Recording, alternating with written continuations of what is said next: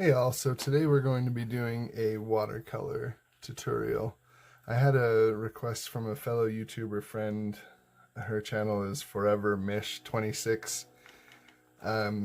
She was wondering if I had any tutorials, and I really don't. I do a lot of time-lapse videos, and sometimes I do some talking where I talk about the process. But this time we're going to start making some tutorials. We're going to do watercolor, marker, acrylic paint, and ink, all of the same image. So today I'm going to be drawing this, like a winter scene. As far as tutorials go, I'm just going to keep this real simple and just talk about what I know. So let's jump into it. First of all, with watercolor, you're going to need watercolor paper. There's lots of fancy different kinds of paper, but really I think this was about the cheapest that I found. But really, as long as it's really thick and like cardstock, that's the most important thing. If you use any other kind of paper, it's going to be pretty like wrinkly by the time you're done with it, and no one really enjoys that. Next, you're going to need watercolor paints. I have a little travel set that I use all the time. They're Winsor & Newton, but it doesn't really matter. I think any kind of paint, the more money you're willing to spend on it, the better the pigment is, but you can get a pretty good result with cheap paints too. And then the next thing you need is brushes. The brushes, honestly, I think don't matter too much. You want to make sure that they're real soft. You don't want to use like stiff bristle, like oil paint brushes for this. You want to use something really soft. But the shape, I'm going to go over a few of these different things. Round brush, flat brush, fan brush, liner brush. As far as the size, that's really going to be up to you. I think whatever you're comfortable with. The thicker brushes are going to hold a lot more water, which is usually like less control in a painting. More control with less water. And really this is the best. This is what I use all the time. This is a brush with an aqua chamber in it, so it'll like auto feed water as it goes by, and it's really nice. For my purposes, I'm going to set aside the sketch pad just for a second, and I'm going to use this surface here from my picture, and I'm going to tape down the edges. You can work in a sketchbook when you're doing watercolors, but you're going to end up with wrinkly pages, and there's nothing wrong with that. And you can even tear out the page and repeat this process and just use a spray bottle and mist down your finished painting, and it'll tighten up. But I'm going to try and do this straight from the start. Best to use just a pencil sketch. You can just go in without sketching, of course, but I wanted to have a little plan since I'm filming and sometimes my brain can't talk and paint and film all at the same time, so see how that goes. But as I tape down this with just regular old painter's tape, it's going to keep the paper from wrinkling. It's kind of going to tighten it up when it dries again. Plus, it leaves a really satisfying white edge around your painting too. The last and final thing you're going to need is water. I have 3 different things of water here. I have a little spray bottle, which I'll use first. Then I have 2 things of water, because one of them is going to be to rinse out the paint, and the other one is going to be kept as clean as possible for when I want to use lighter colors or just pure water. I don't know if those are going to be in the shot. We're almost ready to go. The first thing I'm going to do is I'm going to take this spray bottle here and spray down the paper just a little bit. Kind of helps the paint flow. I'm also going to spray down the paints. Kind of gets them started. Call it priming the paint. And then very, very importantly is you may want to grab a cup of coffee, grab a cup of tea, and grab a sketchbook and follow along with me. This video is going to be mostly real time with some cuts. And I guess another really important thing is don't dip the paintbrush in the coffee. A lidded cup would be best. So I'm going to take the biggest brush that I have because I want to kind of cover a lot of area.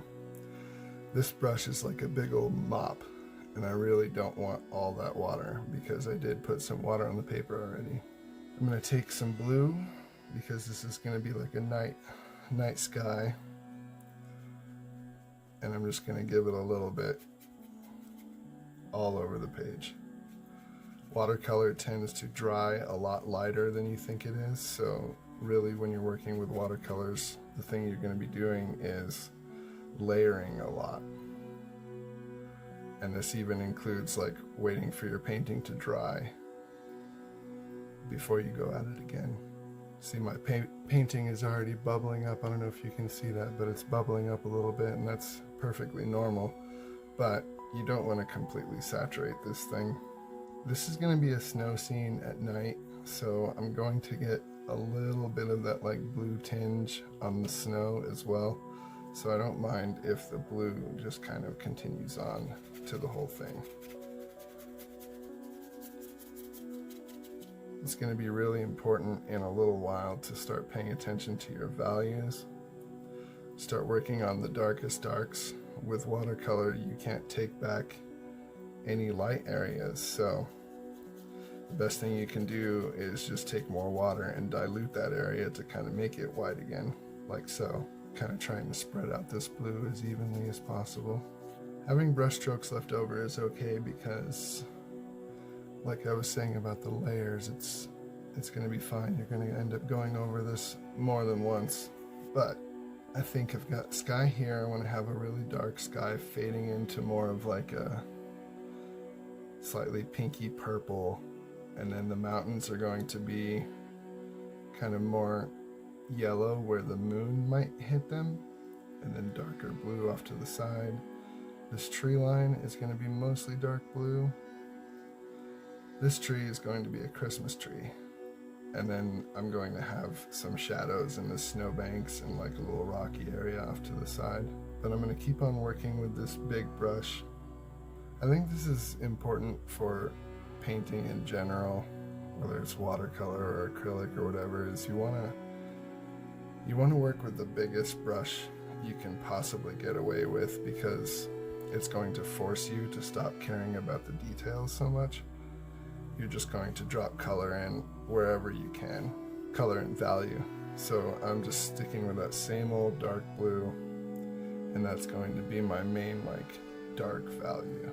Try and fade around the moon a little bit. I don't want to get any blue paint on the moon because, like I said, watercolor, one thing about it is you can't take it back so easily. So your areas with the lightest value, you want to try and keep a little bit free. Now there is a product, like this is going to have stars and stuff. I don't have any on hand, but you can get like a masking fluid or rubber cement and put in all those white areas, and that way after you've painted it, rub off the masking fluid, and then it leaves the white of the paper behind, which is definitely handy. But most of the time whenever I buy masking fluid, I forget that I own it, and it dries up. So I just tend to go without. Trying to envision the mountain that is not being hit by the moonlight in this particular scene. And then the trees will be backlit as well, so I want some dark blue there too. Trying to get rid of that water. This brush really is a mop. As you can see, for pine trees, I'm really just going with some kind of general spiky pattern. I'll clean these up a little bit. Like I said, watercolor is going to dry lighter than it looks now.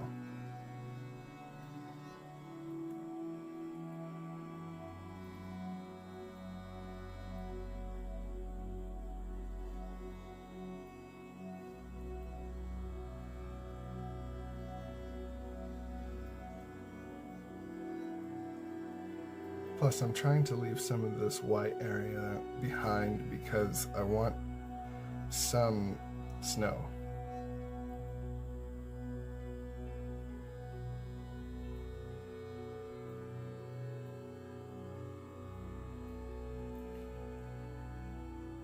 this is kind of like, I imagine, a rocky bluff or rocky cliff area. I'm deliberately going with a lot of blue. Blue is a good choice for shadows. You might think brown, but that can work, but it can look a little bit muddy too. You can always paint a little bit of brown on top of the blue too. That works really well to get your values down. So the next thing I'm going to go with is a slightly smaller brush.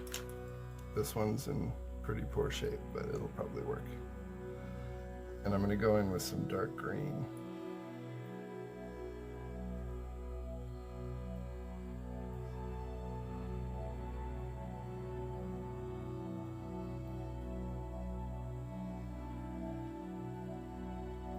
And really, this is not about detail still, it's just getting down some values.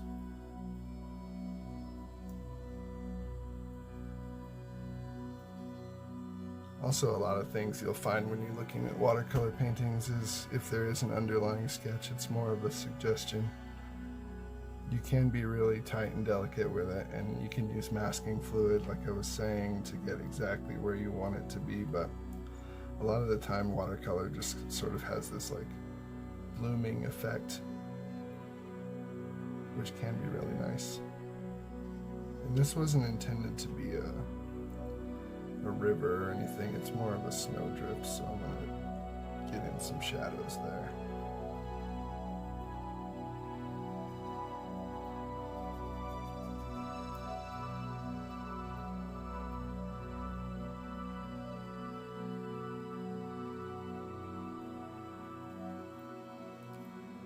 I'm still trying to figure out how I'm going to do the Christmas tree. I think what I want to do is paint the ornaments and then paint the tree green blue color around it.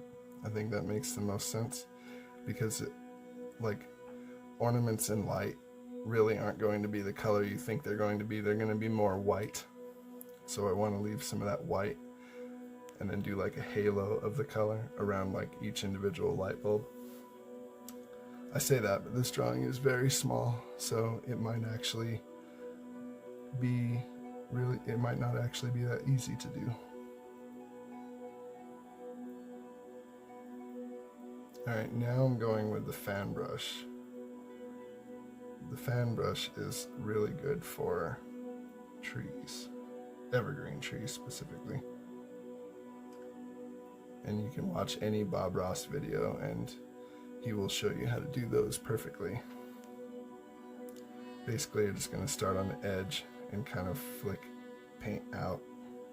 I'm starting to realize that this is too big of a brush for this particular project.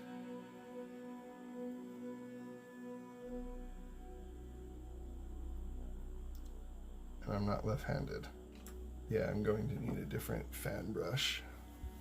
Success! So I do actually have a slightly smaller fan brush, and it's still really like soft, which is nice for watercolors. We'll see if it works any better. That's the one caveat. You do want to use bigger brushes to force yourself into getting those big shapes down. When it's a tiny painting like this, that can be really difficult. And in my personal opinion, paintings really only get good after a lot of layering. I think a lot of times you can put a mark down and be like, oh my god, I made a mistake. Nothing's really a mistake. You can always come back and add more detail and fix it a little bit. Plus, I think you want sometimes your trees to look a little bit alive, a little bit natural, and that means non-symmetrical.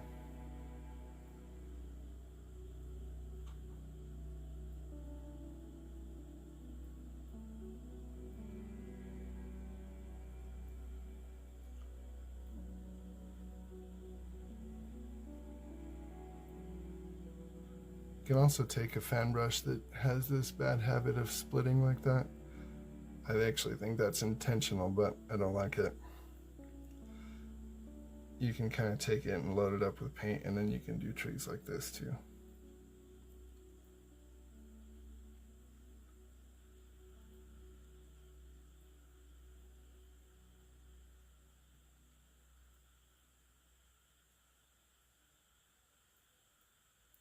I actually want a little bit darker of a value, so I'm going to go in with this green and blue mixed together and see if that gives me a little bit of a darker color.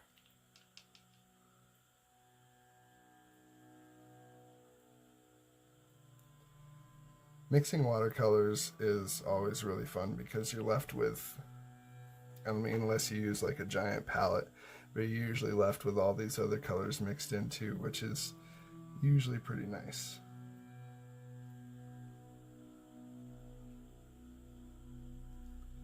So right now I'm actually going to paint this area like completely dark. So really all I want is like the hint of some trees. And that is working really, really well for that.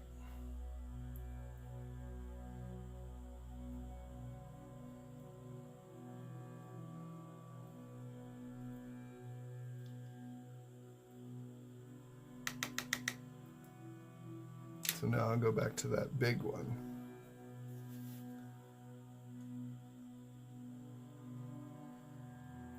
And just go.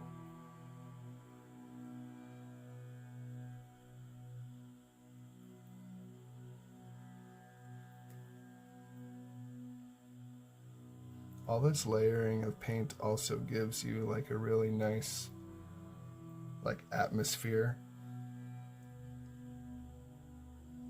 Things that are further away from you, like these mountains, tend to be lighter in value than things that are closer to you, like these trees.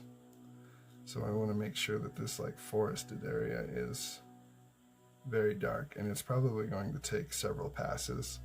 Probably going to have to let this dry and come back to it again. Also, my little Christmas tree here is going to be a focal point, so I want to make sure there's some contrast around it.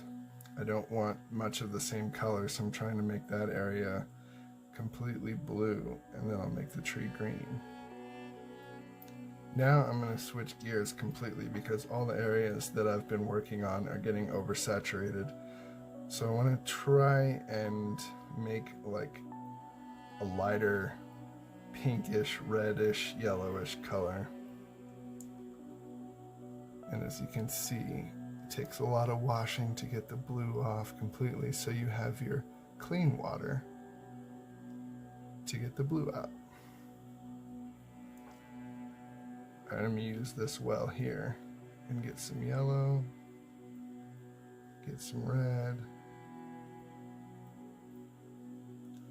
get some white. The white in watercolors never stays white. Which brings me to another point. If you wanted to actually like use white in your painting, that would be definitely getting a higher quality watercolor set. The whites would be a little bit better. The lights would be a little bit better, like yellow. Or you could just go with gouache. Gouache is another type of paint that's more like an opaque watercolor, and I really like using that a lot. Alright, so now I've got this kind of like muddy white color, and it's a little warmer than the paper. It's a little warmer than the surrounding blues and greens, which is perfect for the like path that the moon glow is going to be. And it's okay if you get some of the blue mixed in there too, that's fine. The moon itself is also going to be this color. Contrasts very nicely with the sky. So I'm going to wash that off. Now I want to try and get like the slightest amount of purple or pink.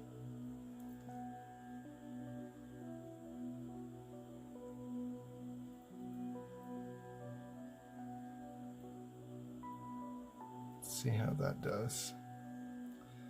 And this is going to be my other layer of sky. It actually looks pretty ugly, but that's okay. Everything's going to be layered more than once, and I can even wash this off with water.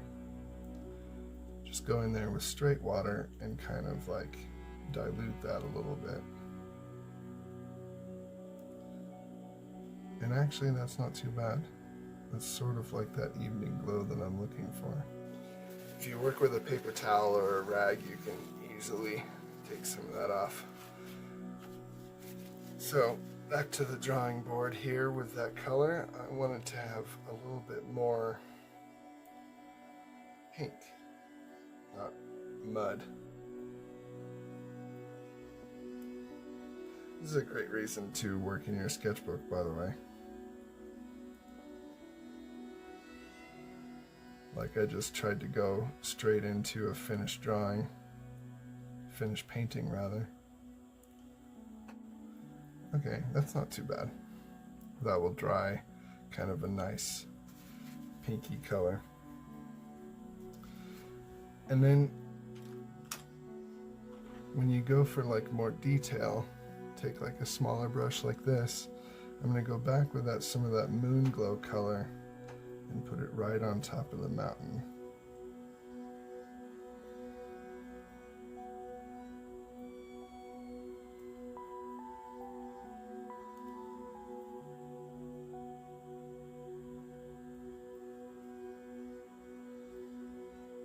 Now, I guess, since I'm still waiting for a lot of these parts to dry, I'm going to go ahead and work on this tree a little bit. So, as I was saying, the lights, like Christmas lights, are going to be very white. So I want to try and retain some of this white from the paper.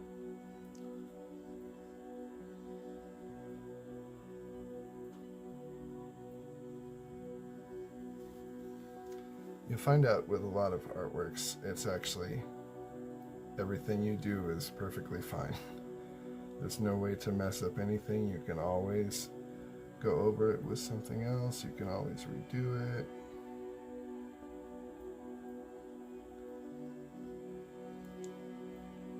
He says as he currently turns his Christmas tree into a pile of mud.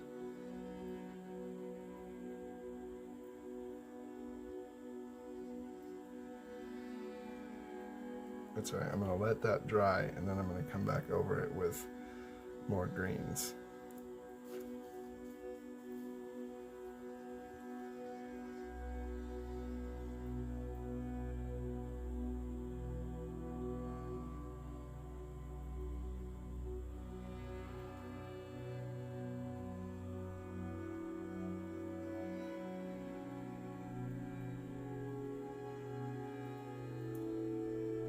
Christmas tree also needs a little bit of three-dimensionality to it.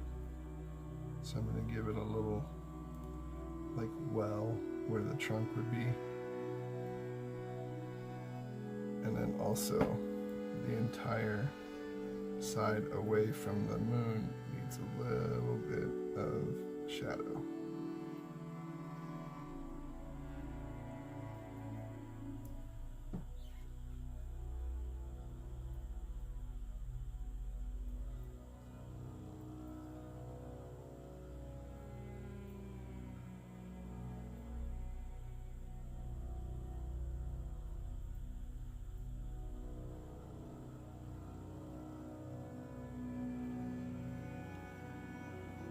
I think that's dry enough to go back over it with more blue. Get that big brush back out.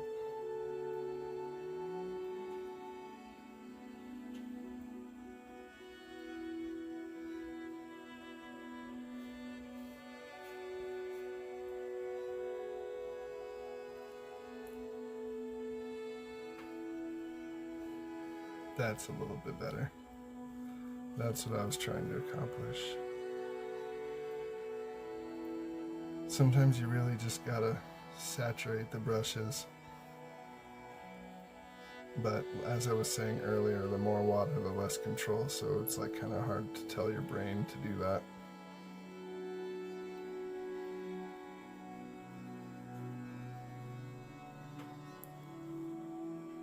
I'm going to try and blend this blue color into the reddish color. I only really want above the mountains.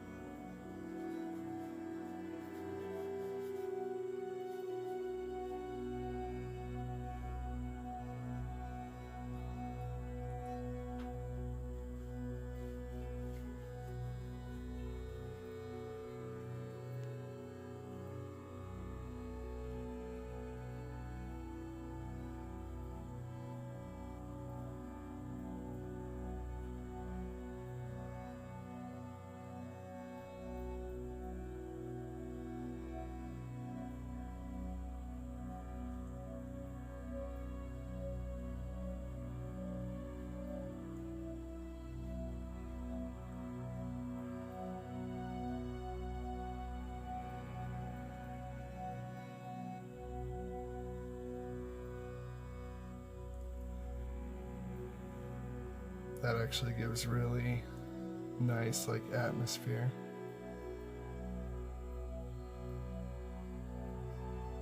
Kind of missed some in this corner, so I'm just going to take pure water and blend the paint that's already there.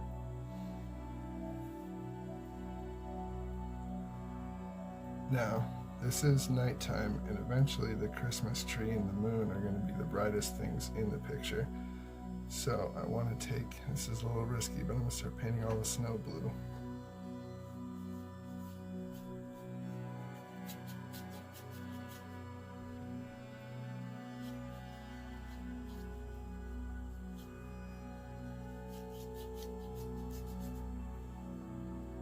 That was a good way for me to quickly like subdue this picture and keep that lighter color, the yellow color.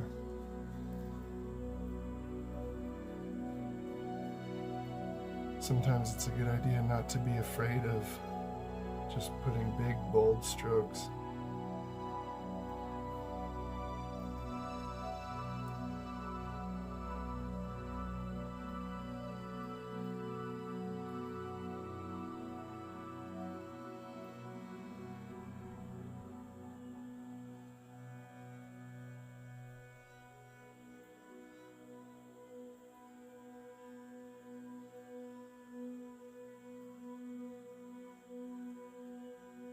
Trying to get this area right on the horizon to be the darkest.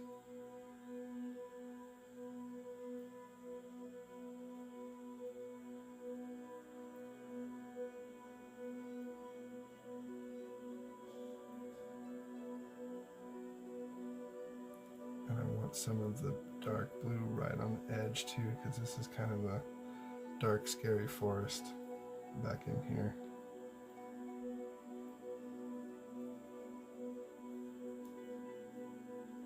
Kind of going with these like curving, sweeping motions, and that gives you an idea of like a valley.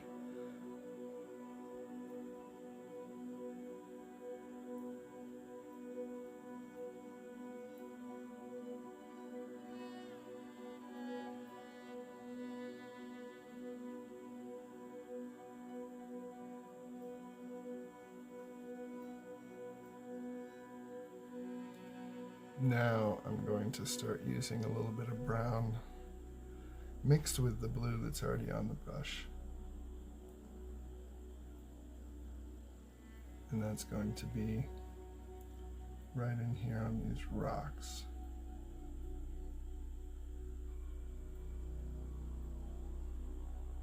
You can see what I'm saying about the blooming. That's usually how watercolor works, is you just tap and then the pigment sort of spreads into the water area.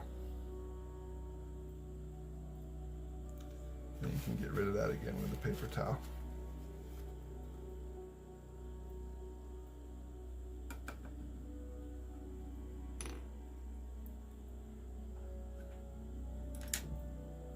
So I'm going to work on the moon itself and give it a little bit of like definition,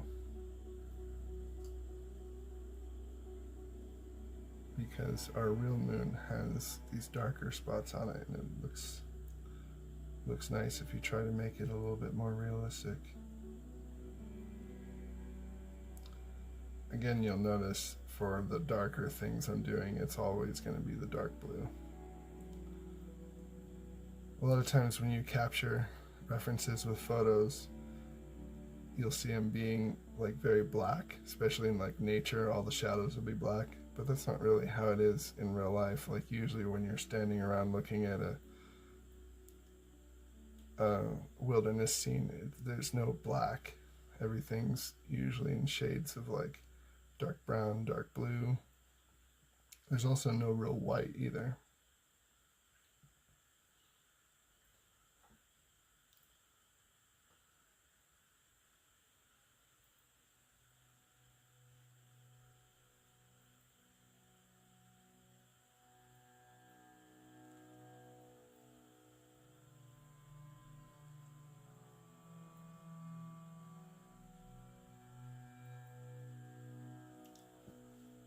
Now I kind of want to give it like a little halo effect.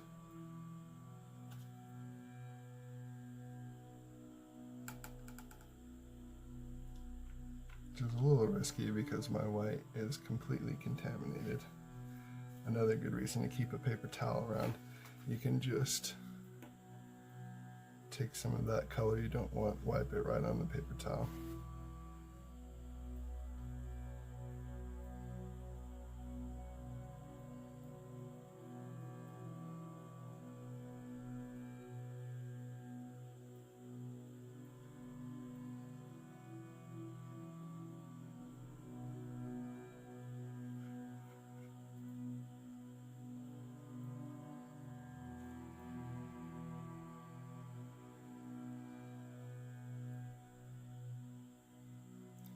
Then if some areas seem too dark, just get regular old water and you can kind of re-wet the pigment. Take a paper towel and lift some of it right off.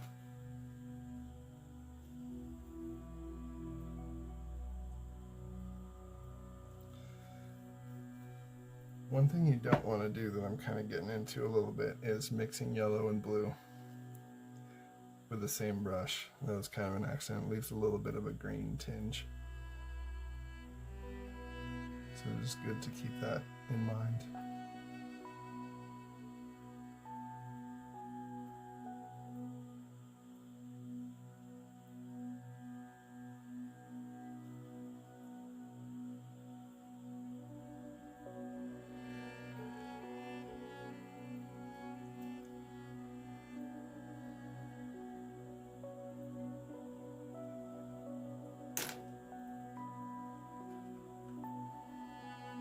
Time for more blue on the sky. More blue in the trees.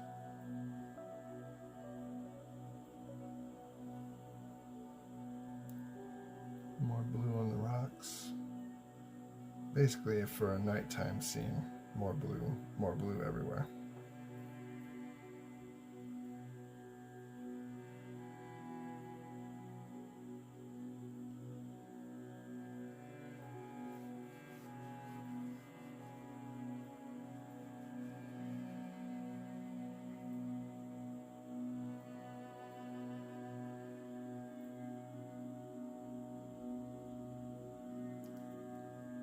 Kind of hard that I made the blending zone right in the same area as the moon, because then you have this area of like trying to get darker blue on the top and lighter blue on the bottom of the moon, and it's just kind of a pain. Good to think about some of these compositional elements before you start. Or just mask the area and then paint the moon last. Try and do your sky brush strokes to where they're kind of like horizontal, can kind of mimic some other atmospheric conditions or clouds, something of the like.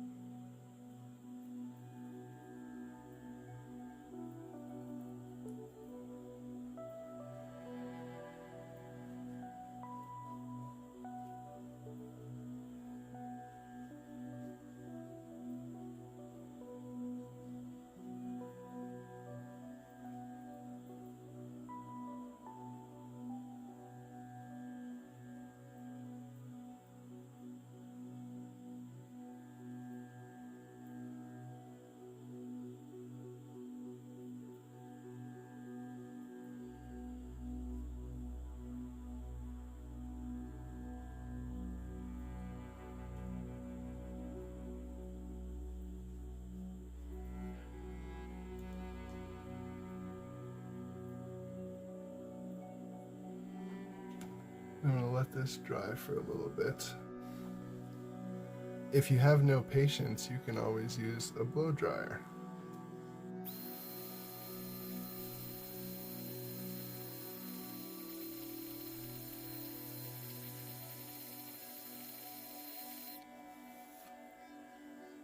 So now my painting is dry again, and it's actually very flat again too, which is kind of cool.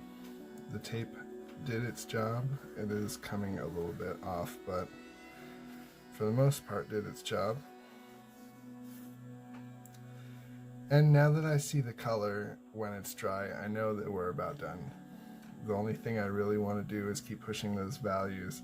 So I see that this mountain is a little bit too light for a nighttime shot, and I also want to try and get these a little bit more darker, but we're getting close. So how I'm going to accomplish that is this time I'm going to go with the bigger flat brush, and I'm going to try and get a lot of blue paint on it. I'm going to go into those darker areas and just dab it in.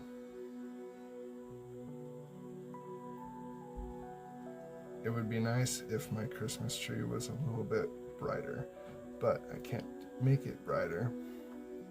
What I can do is make the areas around it darker, and that will make a big difference, as you'll see. Also, sometimes the flat brushes can create these nice effects. I'm just like dabbing it on and it's leaving these like little stippling. Kind of gives some more texture through the trees, which is nice.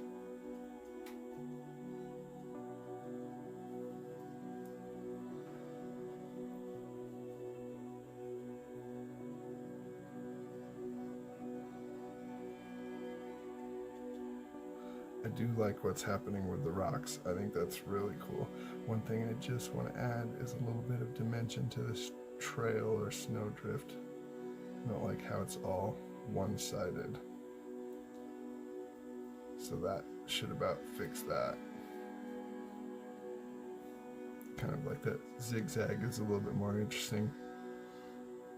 And then I'm going to try and get off some of this blue paint on the top. And then I want whatever's left on the brush, just the very littlest bit of blue to go over my mountain with.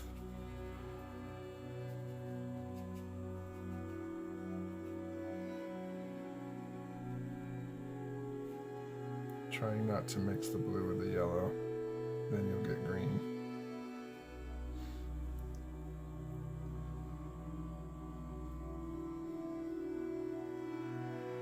Now I want to try and darken the sky a little bit.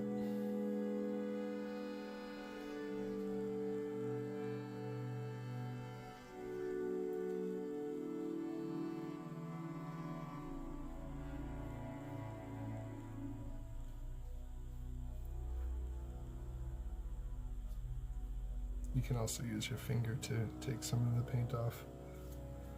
Paper towel is preferred though.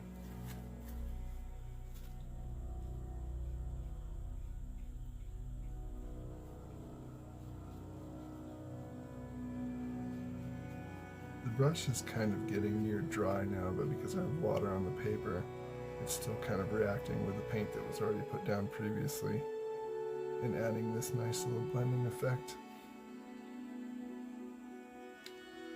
So, to reiterate, use a bigger brush, get your big shapes in first, then go in with the details. With watercolor, it's very important to make sure that you leave the white areas because you can't put them back. I do want to add more dark areas. And the next thing I want to do is add in some white highlights.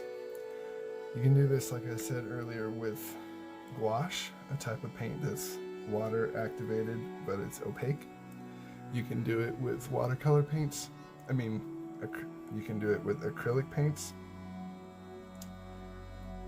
Or if you're me, you can use an acrylic marker. And actually I have a bunch of these things to test. I have just a regular gel pen, another gel pen, some other kind of white marker. I actually don't like this one very much.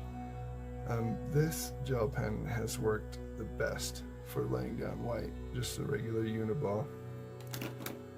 But a paint marker, of course, also does a really good job. So I'm going to dry all the watercolor paint again, and then I'm going to use the marker to touch it up.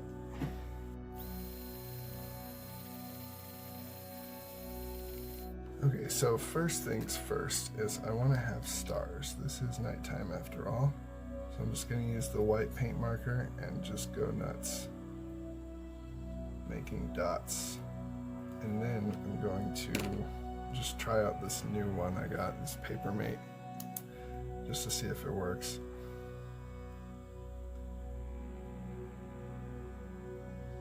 And it actually does pretty well. So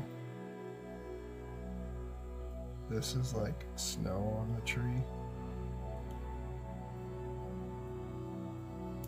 But what's going to do a lot better is this.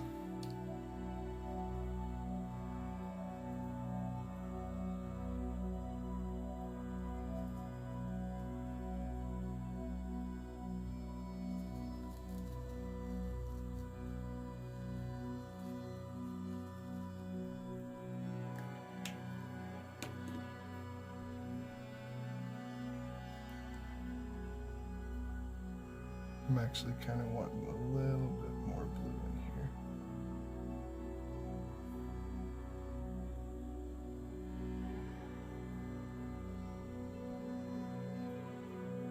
I kind of want that like blue shadowy snow. And then I also want to add the trunk. I didn't want to add the trunk earlier, but it's looking very two-dimensional and I want to try and help that out.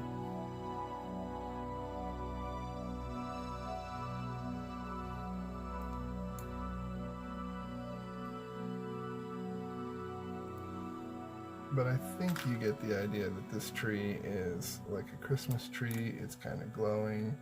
I do want to make it a little bit more irregular looking with the pen. I don't like the fact that it looks so triangular. I like how the pen's reacting with the water that I just put down too. That's kind of nice. So as you can see, I'm kind of trying all these just to see what I like the best.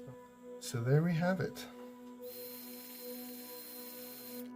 That is our finished watercolor painting. Now for the satisfying bit of taking the tape off.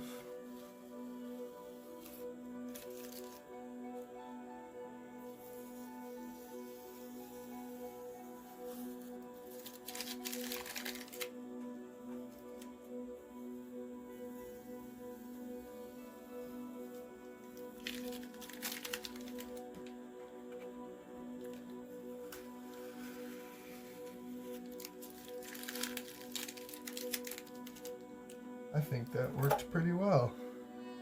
The last thing you want to do is just give it a little signature. And there we have it. Like I said, I'm going to be making 4 identical ones of these with different mediums. So if you like this video, or if you like learning how to use markers or acrylic paint, stay tuned, subscribe, hit the links in the description, and see you next time. Thanks.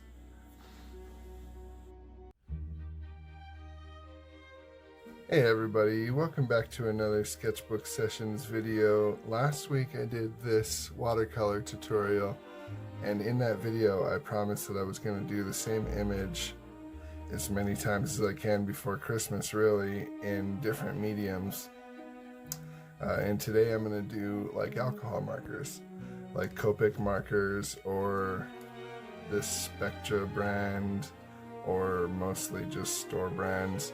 Whatever I can get a hold of, really. I've noticed that the biggest difference in price, like these suckers are pretty expensive, the Copic markers. The biggest difference in price is usually they last longer. Honestly, that's the real difference. So I'm just going to go ahead and jump right into it here. You'll notice that I have my image sketched out again, just like last time. But I have a piece of scrap paper here, and that's going to be my like testing surface. So whenever I'm unsure if the cap color matches, which sometimes it doesn't, especially on the cheaper markers, I'll just go ahead and test it there. But this is a good thing to start off with blending techniques. This tutorial is going to be mostly my approach to alcohol marker drawing. There's many different ways, but really this is going to be the way that I do it. And if you're wondering what paper I'm using, last week we used watercolor paper because we were making a watercolor. This week I'm using Strathmore Bristol paper. It's really smooth, and I think that's the real key. You can buy dedicated marker paper too, but I don't have any of that, and I don't really think it makes that big of a difference, so I'm just going to use what I'm used to, which is Bristol. Alcohol markers are a lot of fun, honestly, because in the same sense as watercolor, you want to preserve the light areas, you want to preserve the white areas. You can't ever take it back, really, but you can blend really well too, just like watercolor. So lay down the brown there.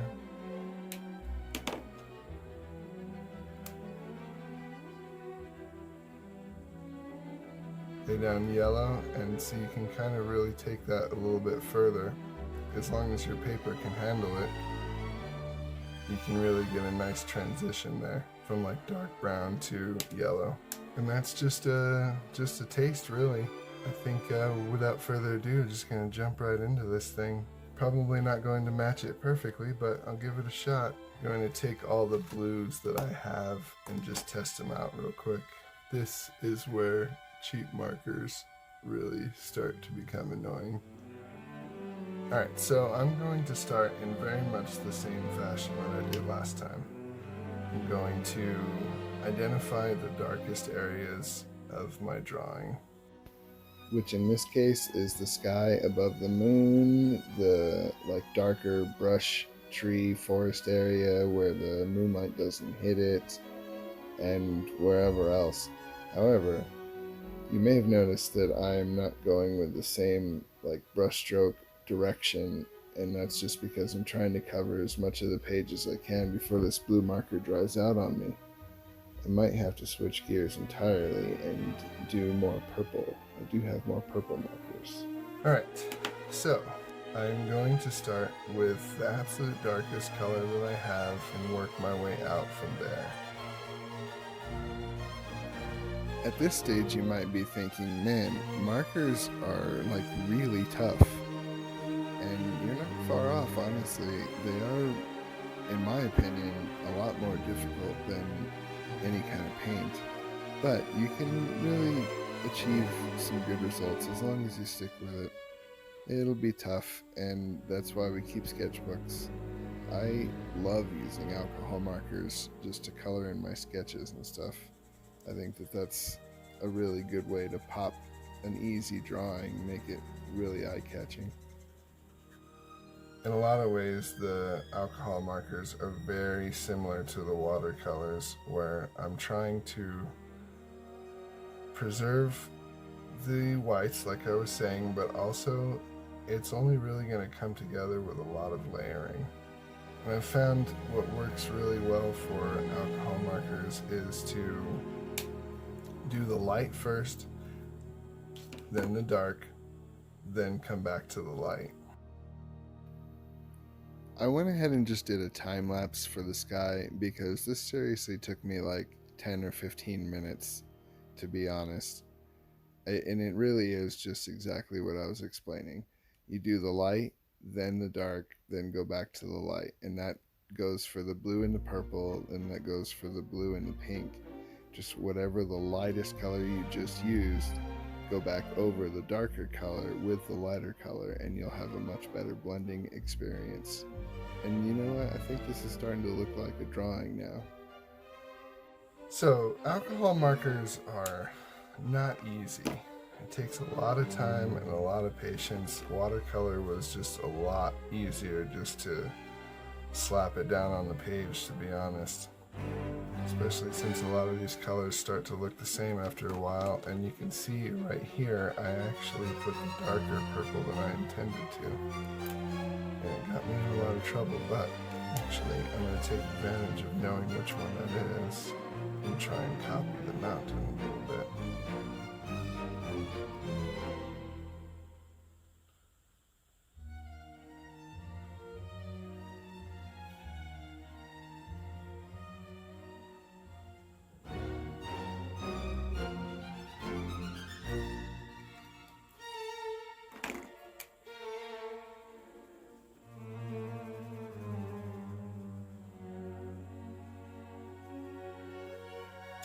For the mountain, I do want a discrete shadow, so I'm not trying to blend that nearly as much.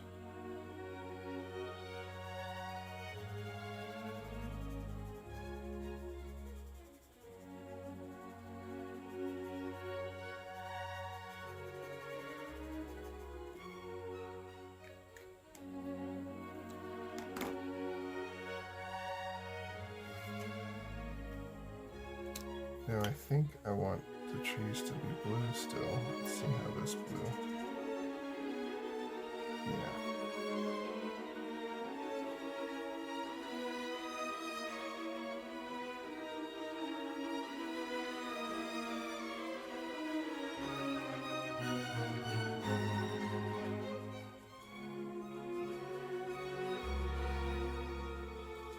I don't love that. Since I'm working with purple, I'm going to do the darkest purple that I have.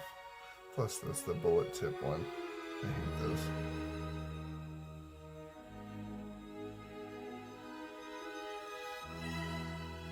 You want to try and get these trees to look not uniform. Make them look more natural by adding little strokes and bits that are off.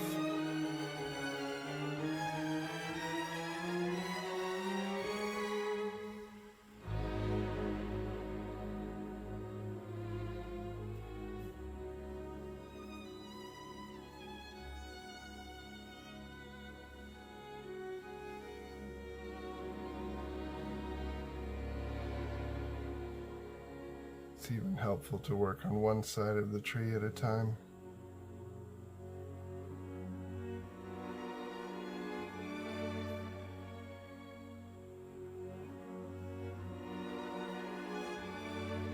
And like I was saying about preserving the lighter areas, see how I can just go over with the darker pen really easily and not have to worry about that at all.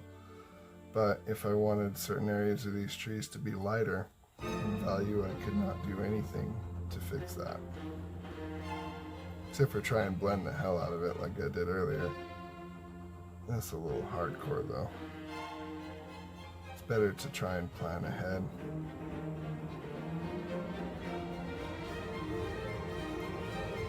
So, for the trees that are further away in the distance, they're only going to be just little things like that.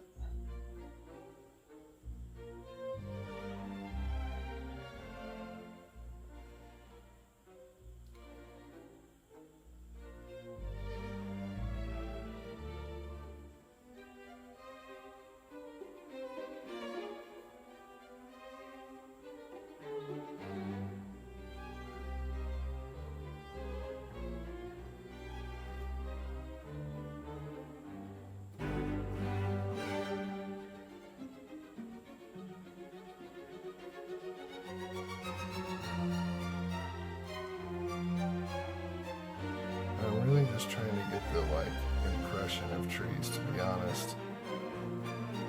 Just trying to read those values, like different layers of things happening in there.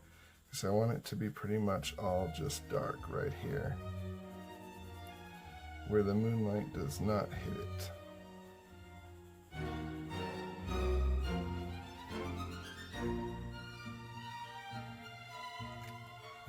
And I can come back with the lighter purple and give it all kind of like a little background.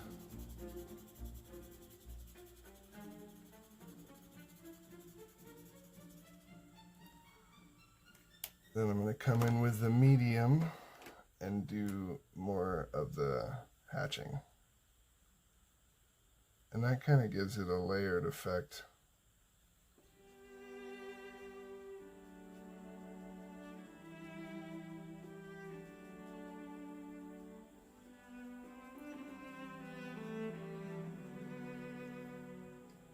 And actually, these trees here are meant to be kind of in the foreground / midground, so they're actually going to be fully blacked out. With a little bit of like natural kind of textures happening in there.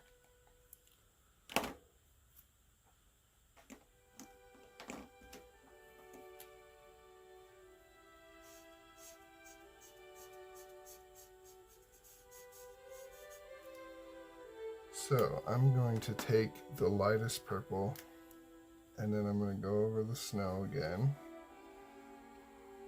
as I did in the watercolor. The snow is not white, it's supposed to be in somewhat shadow.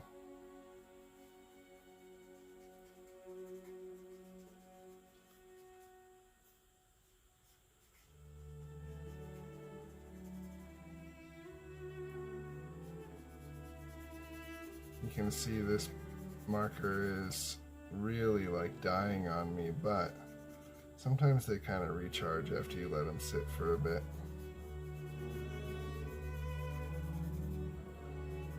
But even when it's dead, it gives me this nice kind of like transparent texture, which I'm kind of liking.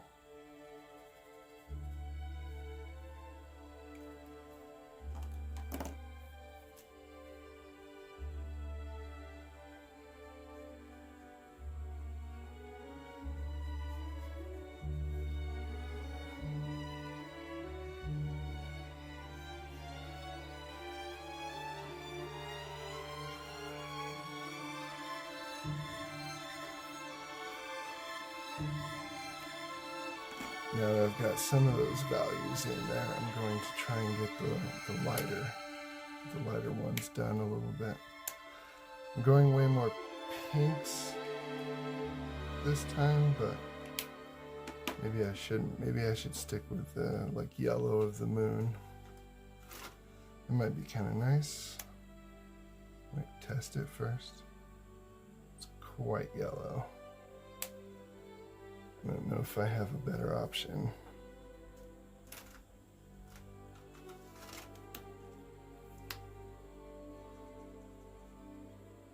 These are very similar, but that'll work.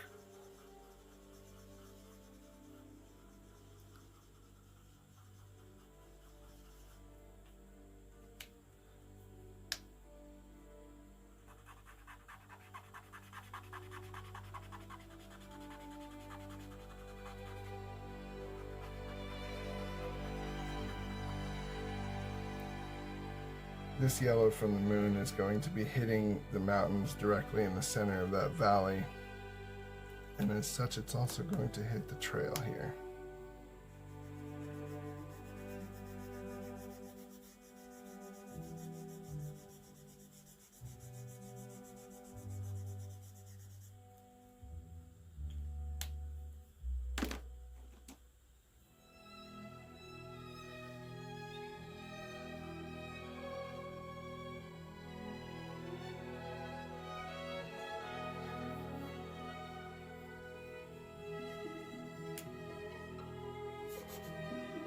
That was the wrong one. Dang it. It's alright.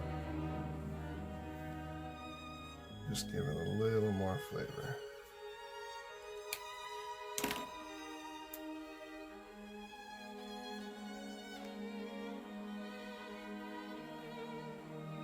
So for the Christmas tree, I'm actually going to start making it purple first.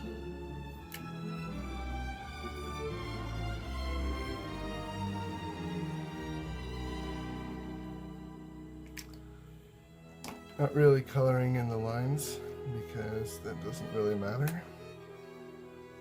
I'm going to give it a few red ornaments.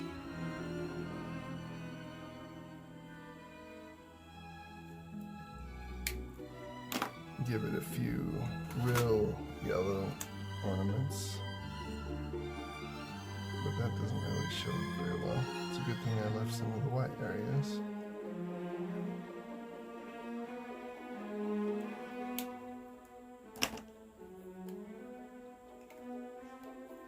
I'm going to try and get a darker color with a gray, because I want the dark to be away from the moonlight.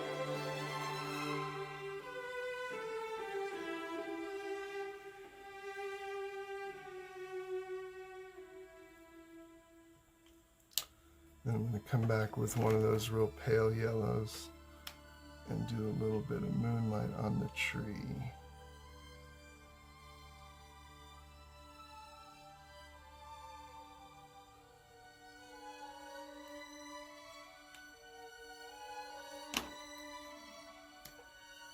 I'm actually going to take this same gray and work on the shadows a little bit. Well, first I want the purple.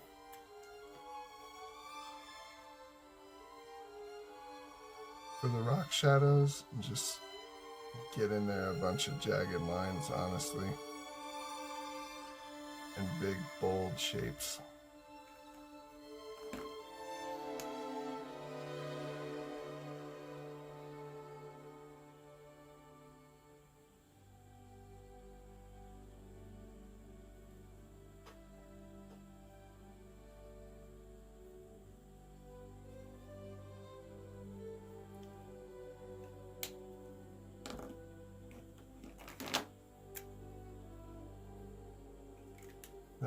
too dark.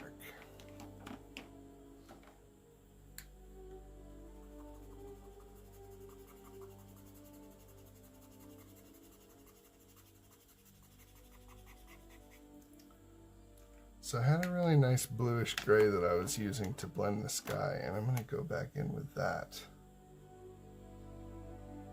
For the snowdrift, I think that will work really nicely.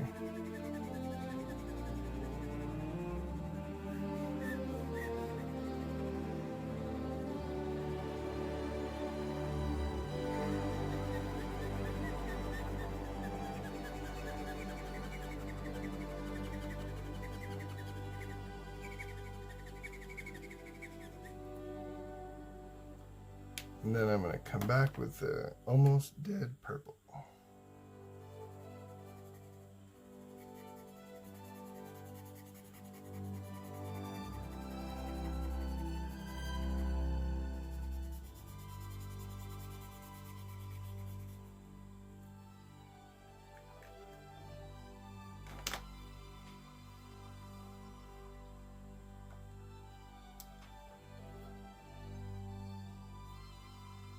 My picture is looking a little purple at the moment, so I think what I want to do is take the gray marker and go in there and see if I can't push those darker values even darker.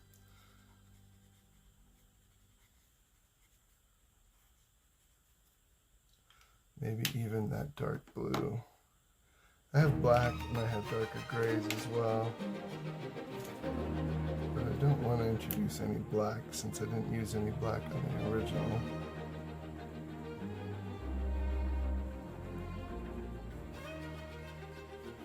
More vertical lines with the darker colors.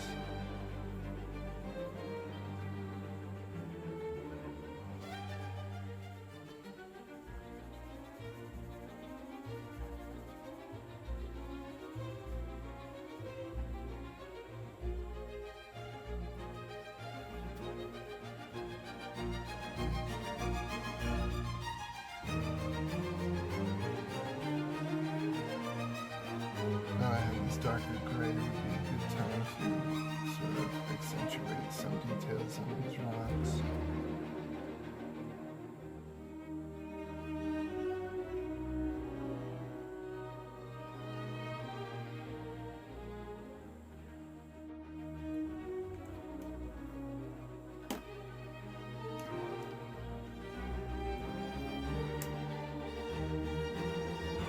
I'm just going to give the slightest touch of pinks.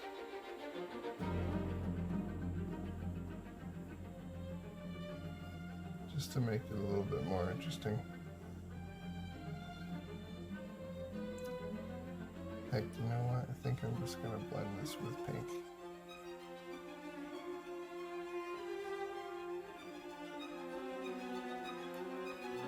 All the snow is going to be pink.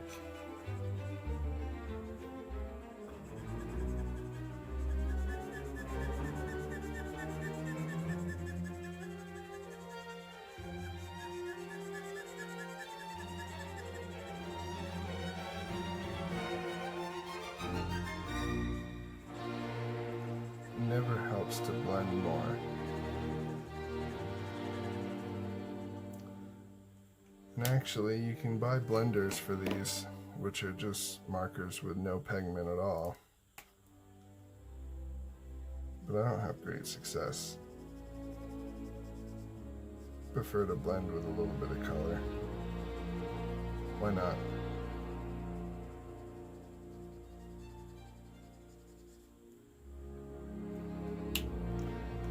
Now I'm finally going to take my darkest purple. I think this is the darkest one.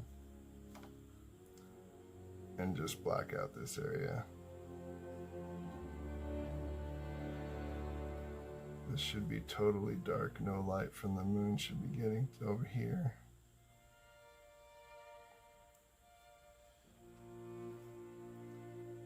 And then I'm going to lay in some definition on these snowbanks.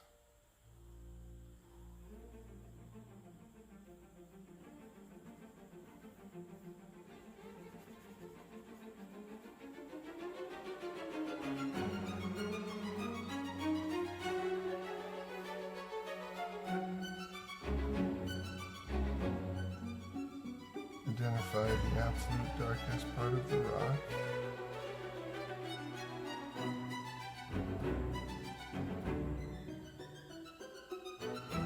Get some in there too. Get some of the little details up in here. I think I want to try and accentuate that shadow a little bit more.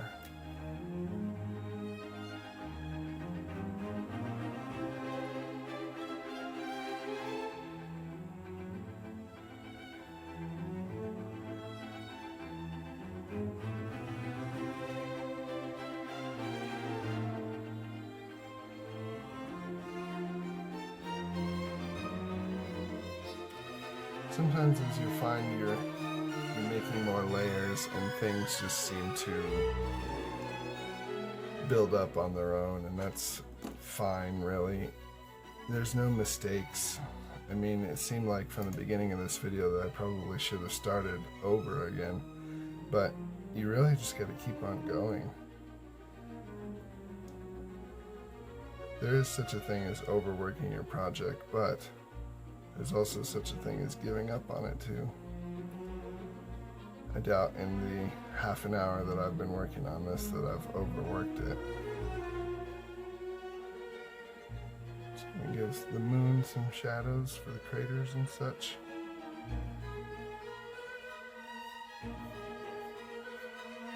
A little bit of shadow down here. Very gently. And then finally, the same thing that I did last time, I'm going to add in a bunch of little white stars with a paint pen.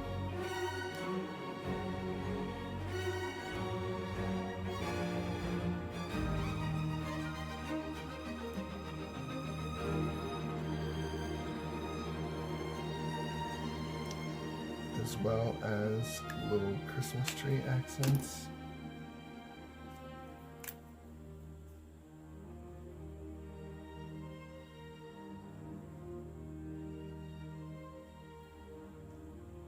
Just kind of gives the impression that there's some snow on this tree.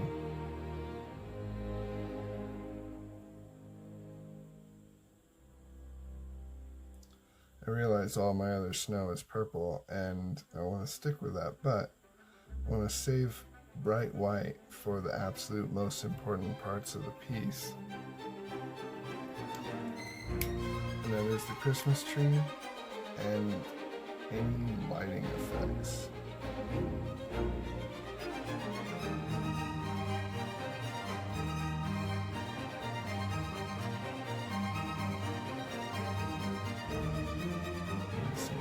Trees and a few more white dots too.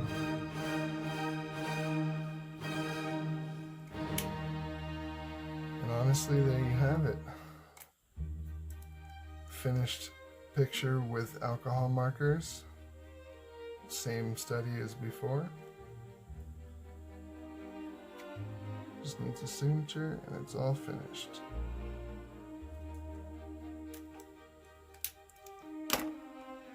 Appreciate you sticking around for this video, and I hope you learned something. If not, stay tuned for the next one. See you guys later. Bye. Sketchbook sessions. Over the past couple of weeks, I've been doing lessons on this image, but in different mediums. So I have one video you can go back and check out about watercolor, one video about alcohol markers, and today, this video is going to be pencil drawing. So basically sketching in your sketchbook. This is an exciting day because this is a new sketchbook for me. Just started it today. Got some little zombies going on there. And basically I'm just going to go over some sketching techniques to try and basically achieve the same image here. The only tool that's needed for this is literally a sketchbook and a pencil. This is a Blackwing pencil. I don't know if there's anything special about it beyond that. I don't know what type of lead it is. It feels kind of like in the 4B realm or 2B. I'm not really sure, but that's actually kind of the point of this video too, is that you can just do whatever with any kind of pencil. So all I'm doing right now is just getting my rough shapes, and I know there's trees on either sides of these mountains. I'm trying to match it pretty much as close as I can. My little Christmas tree down there. Okay, that was the hard part. Literally seconds. It's not perfect and it's not done, but this is definitely good enough if you're going to do watercolor. You don't want too much pencil coming underneath the watercolor anyway, so that is a great place to start. So now we're ready to start this pencil only journey. I'm going to give myself a little bit of a border. I'm going to try to show you guys some techniques to achieve a sense of depth, atmosphere, detail, all with just only one tool, one pencil. It's really all you need, to be honest. In all the other videos I started with the sky, so I'm going to start there as well. This is a nighttime drawing. I don't have any color to portray that, so what I have to do is I have to portray it with value. I'm going to just kind of blacken out the entire sky with hatching. I'm going to try to do the darkest bit up here, then a little less, and a little less. But it's going to take several layers. Now that you have some of the values sort of established here, you can see where the overlapping lines are looking a little darker. And in that case, you just want to go over it again with different angles. So this guy is going to take several different hatching angles and maybe even throw some swirls in there and just different shapes. So the main thing about pencil is that the darker the line is, the harder you're going to press, or reverse that. But if you want a really dark area, you're going to press really hard and use a lot of pressure on the page. If you want a really light area, you're going to try to barely mark that page. And the best way to do it is to think about, like we previously discussed in watercolors, is you want to preserve the light areas. So I'm starting with all the darkest values first, and I'm just going like a once over on all of the darkest values I can find in this picture. And then I'm going to build up layers over the next half an hour of just going over the darkest areas with different techniques, different directions of hatching. Now for the rest of this video, there's not any secret to it other than just adding layers and keeping on. You'll notice that I use the eraser like very sparingly. Like I wouldn't even use the eraser honestly, except for the end where I add some stars in there to try and get some of that light back. But honestly, you should never need the eraser. You should just keep on going over and over with different layers, making slightly darker and darker marks. So I invite you to get your sketchbook out and follow along. Hopefully you have been up until this point. I'll just let the music play now, and hope you guys have enjoyed this little Christmas scene that I've done over the past 2 weeks with the different watercolor, the marker, and now the pencil. And I hope you guys have a Merry Christmas, and we'll see you next time. Enjoy.